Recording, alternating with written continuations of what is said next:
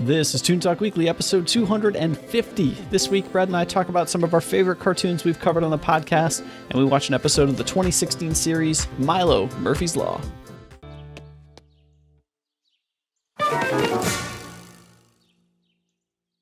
What's that all about? Oh, you're new here. I've got a bit of a reputation. So what are you, a tough guy? Oh, I don't think anyone's ever called me tough. I'm Milo. I'm Zach. No, Zach. No. So what exactly is this reputation? Well, people have used the J word, but you know what they say. Sticks and stones can damage your vital organs, so always wear body armor.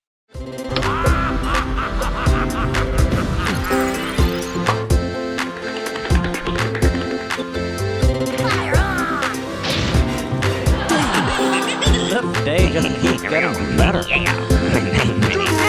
Boy.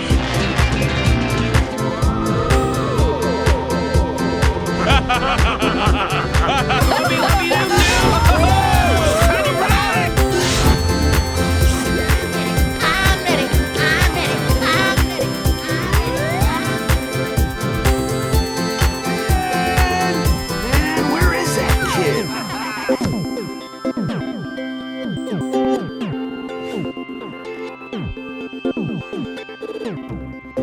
Hey everyone, welcome back to Toon Talk Weekly. This is the weekly cartoon podcast where we talk about a different cartoon. I am Jake Williams. I don't do the show alone. I did say we. Brad Chmielewski's here. What's going on, man?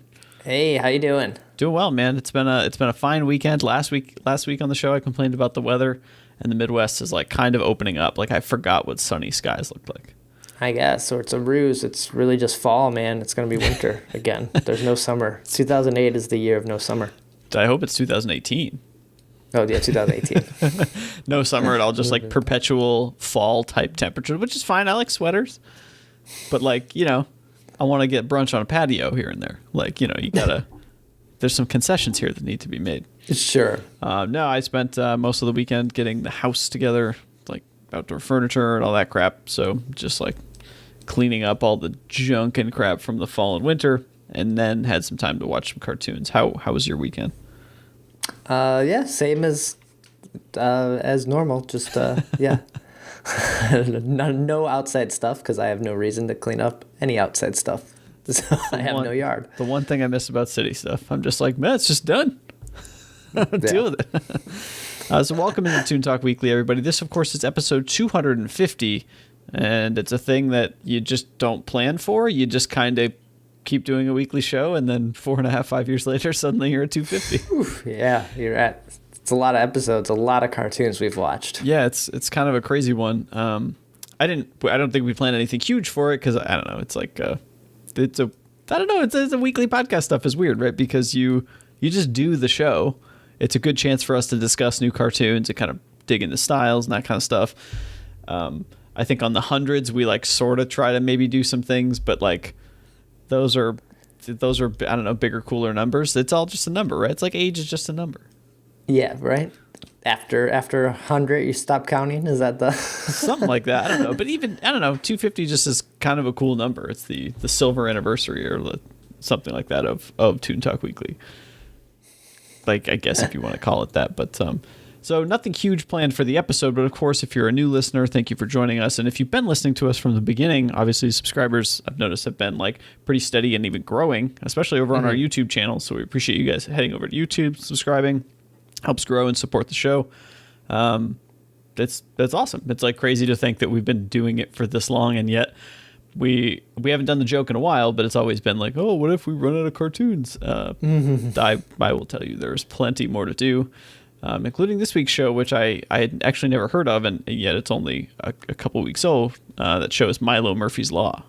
Mm-hmm. Speaking of running out of cartoons, like, I don't know if you saw the Twitter meme going around, like the 4 games that struck you or the 4 movies. So there's a cartoon one going around, like the 4 cartoons that struck you. Okay. And so, like, we've done, this is 250 now, so that's a lot of cartoons we've talked about, and it's hard to just pick like what were the 4 cartoons that struck you the most in your life. Right. Yeah, it's interesting. It's interesting to see what people pick and what they gravitate towards. Yeah, I saw the meme with the game stuff, and I don't know if games or films started it, but I did see it. I guess a bunch of the people play games, so they saw that. But so Brad, if we were to do a film struck or cartoon struck 4 rather for the shows exclusively that we've watched on Toon Talk Weekly, I mean, what, like, the thing is they affect us differently, right? For instance, well, the 4 that I picked that I tweeted out was The Simpsons, Powerpuff Girls, Steven Universe, and why am I blanking on the last one here? Not Clarence. No. How am I blanking on this last one? It's your list. Yeah, I know. It must not have been that important. Brett's cartoon struck 3. Invader Zim. Oh, Zim. Okay. Yeah, I don't know. That's an interesting one. Like, I feel like my choices would be a lot of old stuff. It'd be stuff from my childhood, and they'd probably be all the Nicktoons and cartoons that I really like. I think I just saw some post the other day from Nickelodeon that was like Angry Beavers is like 21 years old now or something. It's wow, crazy. So funny to think of that stuff. And they got to be getting to a point where they start doing reboots of Nicktoons, almost like Disney now does with the brand new Mickey stuff, or like the DuckTales. Well, they rebooted cartoon or Powerpuff Girls. So true. So, like, I feel like it's a big thing that's happened in film and still happening in film. I feel like television cartoons are probably due for, like, hey, redo Angry Beavers or like Rugrats, but in like a brand new style. Because I don't watch a ton of network TV, like, I don't know if that would be successful or not, but I think that's ripe for the picking at this point. Yeah. You know. But let's construct one for just for craps, right? If we were to pick 4 cartoons that we've talked about on this show, I think all of which actually were in your list. Like, yeah. What are we basing it on? Obviously, it's struck. The idea is, like, of the meme is that it's stuck with you, right? Like, it's a thing that. But like, well, we'd have to say Adventure Time, because Adventure Time kind of started the idea of the podcast. That's true. That's probably the easiest one. And then it's like, are we focusing on the cartoon material, or are we focusing on, like, the conversation we had about the cartoon? That, maybe like, the conversation that we had, and how important, and how, like, maybe we went down a path, or maybe we found something new or unique there that we didn't know about. Right, because it is tough to be a little bit different, because, like, doing a show like Steven Universe made you go down this huge path of, like, digging into it, right? I almost think you put, like, Trigun on there. Like, I feel like that was a good, like, digging into an entire series that I had no idea how it ended. Like, after episode 16, it totally changes tone. Yeah, it was just this thing, this revelation. So that might be up there. Something like Ruby could be an interesting one on there as a, maybe not a 4, but up there, because it kind of led the way to a lot of, like, internet cartoons, and that was maybe our first non-broadcast show we did. Right, that we started digging into more, like, okay, it can be like a web series, and it can be, and it was that was actually a weird format that we watched Ruby, because by the time we watched it, it was just 2 hours long. It wasn't, like, broken into episodes, right? Right, yeah. What was I just thinking of? Over the Garden Wall was another one that I think we both had a lot of fun with. Yeah. It was pretty good. So really, it's cartoons that we end up watching a lot of episodes of. Yeah, kind of, but, like, in that vein, I think you go off on tangents and watch way more than I ever do. So we like do all of the ones that we we could just do all the ones that Brad watches a lot of now. I was talking this weekend. A friend was in town. He wrote a lot of episodes of Planet Sheen that we did last week. So I was talking to him about maybe getting him on a future show to have some more of those in-depth conversations. Oh, he worked on writing the show? Yeah. That's fun. But yeah, coming up with 4 is it's tough. And it's so weird, like, I'm just kind of, like, scrubbing through our list here of cartoons that we've actually done over on our website, toontalkweekly.com, if you want to go check that out. And there's so much about it that I see the cartoon name, and I could pick out things that we talked about on the episode. I could pick out less things from the actual episode, but, like, our discussion is what kind of, like, stuck with me.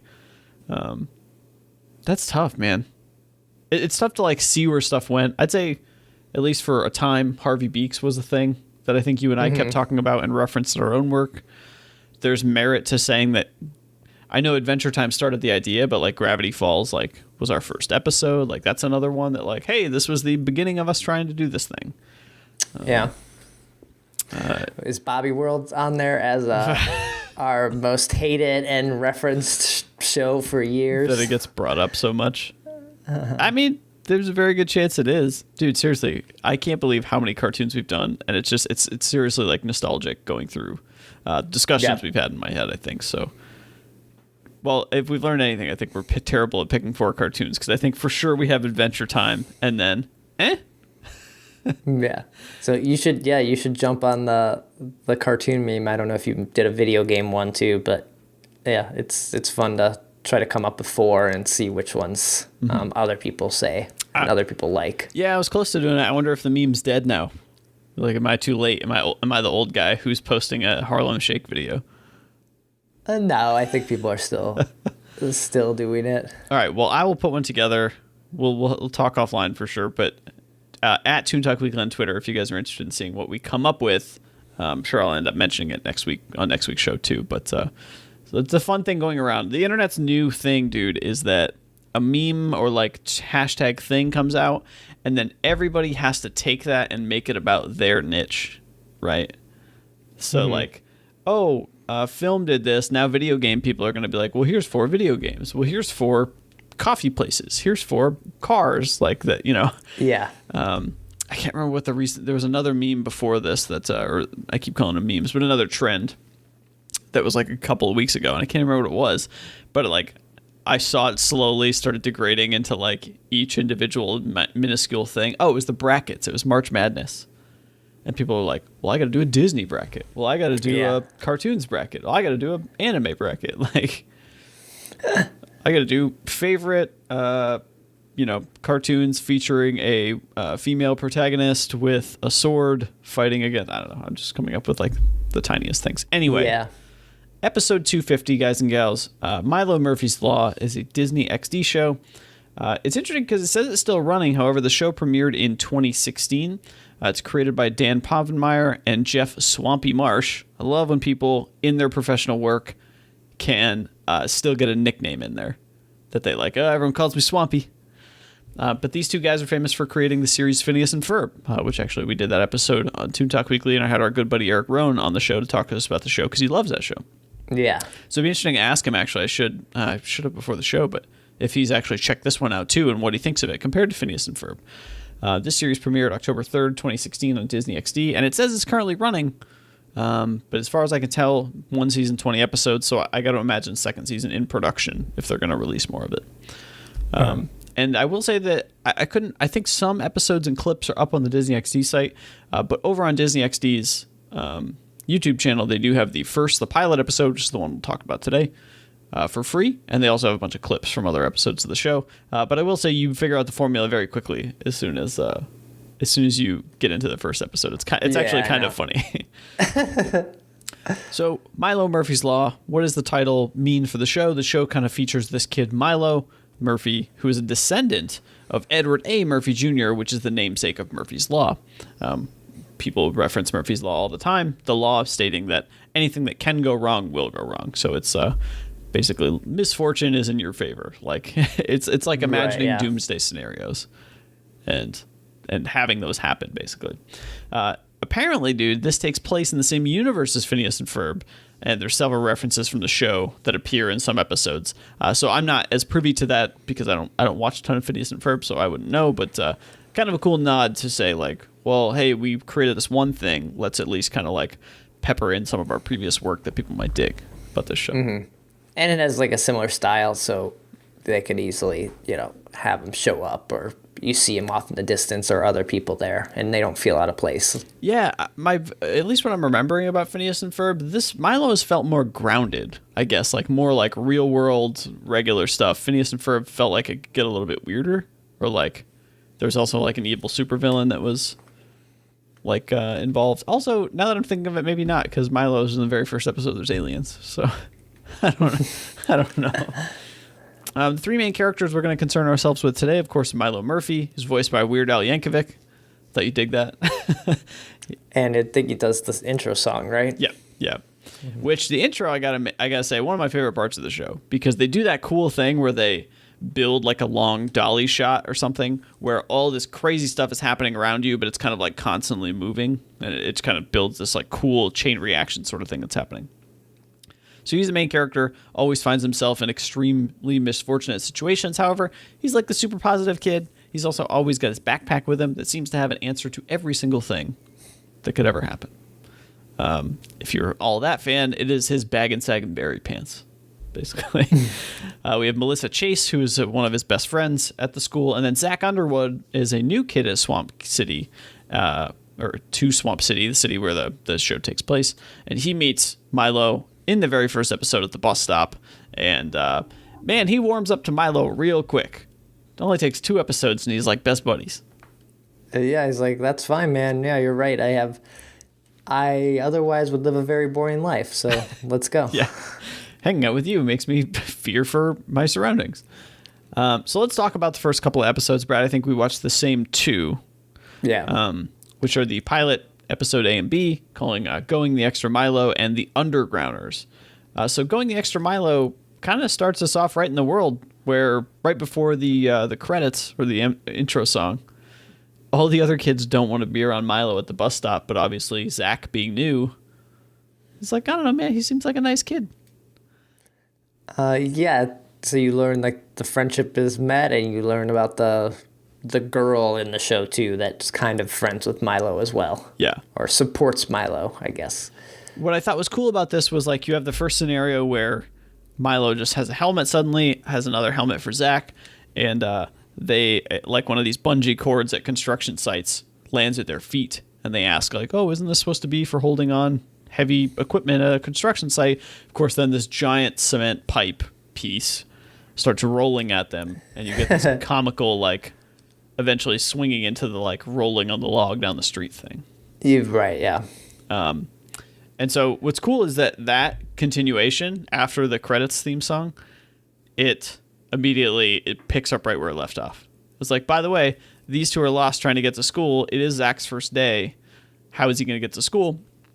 And that becomes the adventure of Going the Extra Milo, right? So we have Zach and Milo trying to get to school on time. Of course, Zach wanting to, it being his first day, doesn't want to be, penalized on his first day in a brand new place. Yeah, Milo wants to get to school too. He has no reason not to, it seems. But he has such a great, awesome head on his shoulders that he's like, says things like, oh, why aren't you screaming? And Milo's like, it hurts the larynx. Like, it'll all work out. We'll get through this ridiculously unfortunate situation. And the B-side story of Going the Extra Milo, this first episode, is basically Melissa being almost like a bookie for getting bets from all these kids of if they will or will not make it to school on time. Right, and she has absolute faith in this, and all the other kids are kind of like, yeah, no, this isn't going to happen. To the point where, the other kids are like upping the ante throughout the episode. They're like, well, I'll add in some extra vitamin C tablets and an apple, like basically giving away their lunches to all of this. But man, what did you think of some of the situations that Milo and Zach found themselves in, and kind of how it keeps escalating through the first episode? Yeah, it was fun, and then at the same time, it like just always like kept one-upping it. So I feel like watching a lot of these, you would kind of just get like burnt out on it. It has to be like incredibly fun to write, but as you're watching it, you're just like, all right, let's see where this goes now. But then after the episode, you're like, all right, they got to aliens abducted them, and now you're like, okay, maybe that went a little too far. You're out of ways to write yourself out of this situation. Yeah, there's an uncomfortable feeling almost of when a thing goes wrong, or like a funny thing happens in a cartoon, and it's going to get solved after a while. It's fine. This show takes that to the nth degree, and they keep escalating and building on like what happened because of, the Murphy's Law. What can go wrong will go wrong. They have to keep that sort of going, but it gets like almost weirdly uncomfortable that you're like, man, I just want these kids to be safe. Like I don't know. There was some great, I think you brought up the writing. I think the writing team must have had a great time, because there was a great continuation here where They end up in Coyote Woods, which is a wolf preserve, which is no different. And the wolves chase them, but then also they end up having a bee's nest that falls on the wolf, and they get chased by this wolf that doesn't really know where he's going because he's got bees on his head and he's getting stung. There was a great continuation here because that was one of the early bits of them trying to get to school. But then later, right before they're about to finally be rescued, this wolf shows back up again. So there was a cool way to tie it around. Oh, the other bit that was great was they actually ended up near or in a construction site. And I love that the boss comes out and says, well, I guess we're on schedule. Turn on the water. And then another guy comes up to him and he's like, yeah, that's great and all, but I'm missing a bungee cord. And hey, there's a big piece of pipe missing. And like, nope, boss said turn on the water, whatever. Yeah, and so that just goes, it's like, oh, they tied it back together nicely there. Like that was where the pipe and bungee cord came from. So Right. What do you mean? I mean, you want to live like those other kids? They took a bus to school today. A bus! Does that seem like more fun to you? All right. Where to next? Well, there's a loose grate up over here to the left. I've been here before. Of course you have.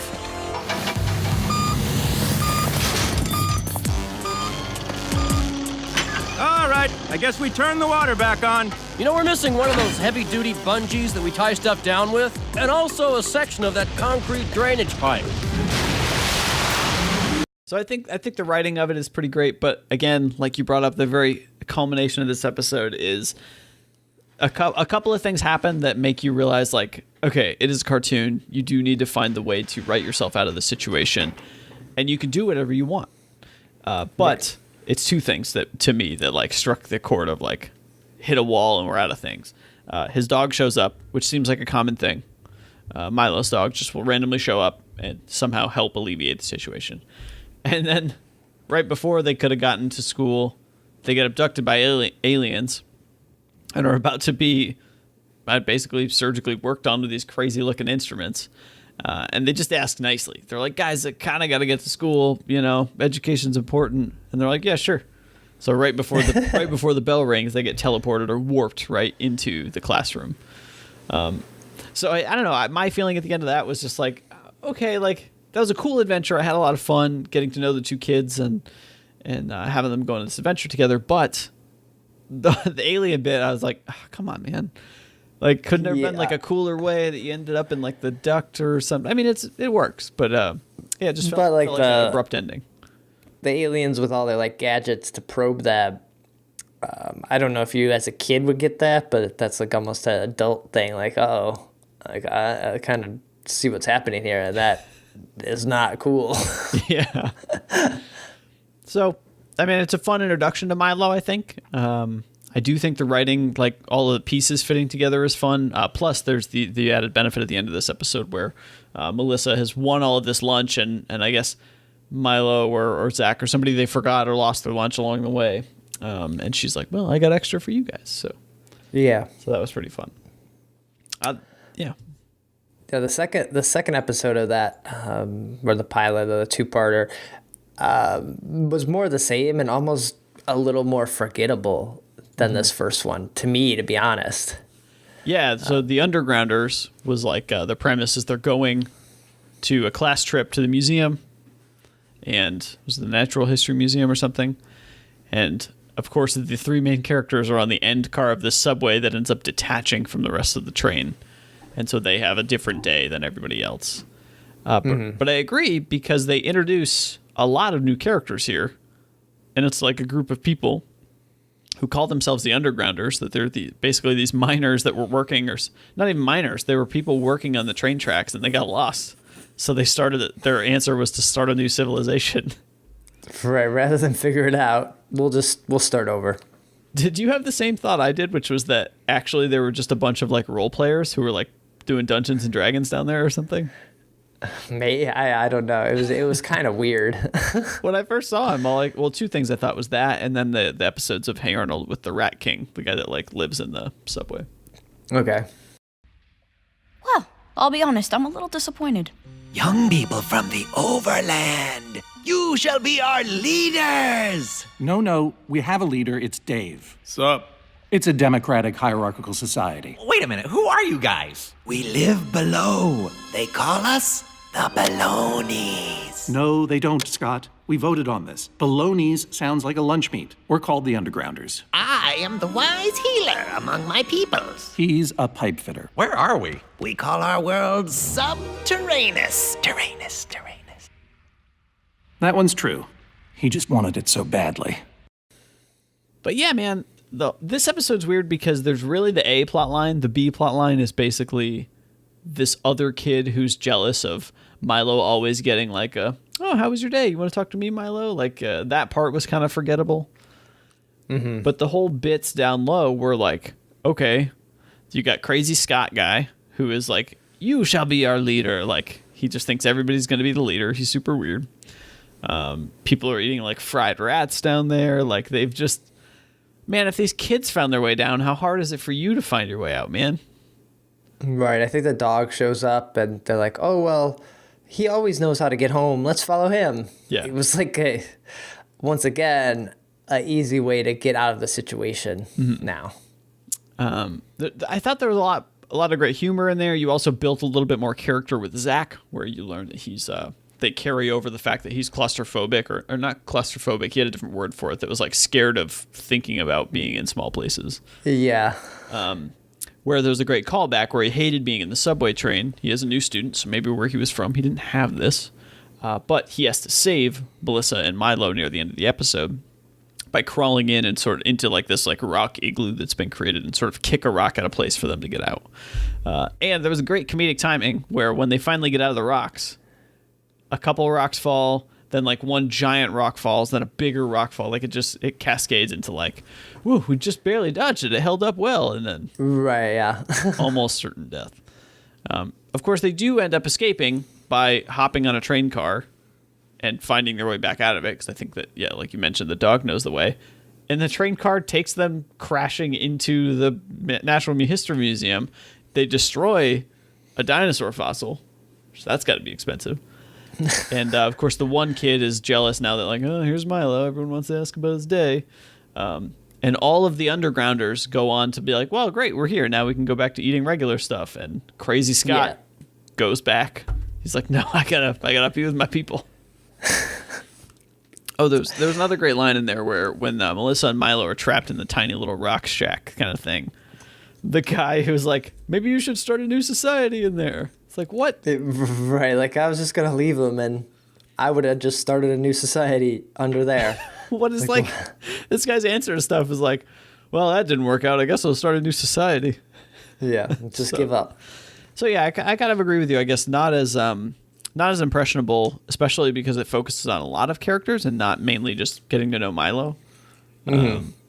And I think I got to imagine the Undergrounders don't come back, but we don't know. We haven't watched it yet. Right, but so this could be the fact that the show is the same, right? Yeah. Like if it could have been any other episode maybe, and it might have felt the same way. Like I don't care. I just watched this one, and now you're showing me. Oh, I'm trying to get to Grandma's house, and all this stuff happens. So yeah. It's sort of like when we watched My Cats Are Trying to Kill My Grandma. After a while, you're like, oh, it's funny situations, but I don't remember like 2 episodes ago how they tried to kill the grandma. Just like I don't remember all the like random things that went wrong for Milo. Yeah, it's that like discomfort in the escalation of things that kind of strikes me as. I think generally my review is that I think the show is good. I think it's pretty good. Yeah, I think it's good. It's not a show I'm going to watch a ton of, but I did enjoy it. But yeah, there's this weird, like, I'm on edge because it just keeps building and building and building. These crazy moments that almost I forget why or how they got to where they are. And then if I watch a bunch of them, I'm just going to remember the moment, the weird thing that happened, right? Mm-hmm. But as an adult, maybe not as a kid, but it always works out. He always gets where he's going to need to go. Right. So it's just an adventure along the way. So like if you don't suspend your disbelief for this, you're kind of just going to see it and be like, well, whatever, he's going to figure it out. But it's like how they connect. It can be A to B, but like it's all these dots in between that are interesting. So I think that's the best part of the show is that like it does create this weird thing where you're like, okay, I just know a bunch of stuff's going to go wrong and it's just going to get weirder and weirder. But I think that we both highlighted the writing as something that seems to be a really great thing to do in this, or a really fun thing that must have been the work on this, because you get to write these crazy scenarios, and I think they just, even in just 2 episodes, it left an impression on me that they like to tie things together. Mm-hmm. So check out Milo Murphy's Law. It's a 2016 series over on Disney XD. Is over these 2 episodes we talked about are over on the Disney XD YouTube, so you can see those for free. And I got to imagine clips are still out there because it's still a pretty new show. So, does anybody have the Disney rights? Any of the streaming companies? I always forget who has what. Netflix does currently. Oh, okay. But Disney is building their own thing, so pretty soon you won't be able to watch it. Yeah. So, well, anyway, if you have a chance, check it out. I think we both enjoyed it, but just some small things that we're kind of like, all right, yeah, you just had to end it, you know. So anyway, let's get out of here for episode 250. It's been a fun one. Brad, where can people find out more about you when you're not recording 250 episodes of Toon Talk Weekly? So you can follow me on Twitter. It's @brad, and then my blog is digitalhitchhiker.com. Guys, go check them out over there. You can follow me on Twitter @JacobWilliams. And if you want more Toon Talk Weekly, we're on all the social media @Toon Talk Weekly on Twitter, Facebook.com/Toon Talk Weekly, Instagram.com/Toon Talk Weekly. And we're also over on Google Plus as Toon Talk Weekly as well. As mentioned earlier in the show, you can email us toontalkweekly@gmail.com. Maybe if you have more background, our buddy Eric should email us in and tell us more about Milo Murphy's Law, because we only got a taste of it, right? Mm-hmm. But if you have more comments about Milo's, any other episodes we've done, we'd love to hear from you guys. So toontalkweekly@gmail.com. And finally, toontalkweekly.com, the main hub for the show where you can find any and every episode we've ever done at this point. I think there's no broken links. So if there is, let me know. They should all be there. So that's going to do it for this episode 250 of Toon Talk Weekly. And as always, we'll be back next week with another cartoon. Take care.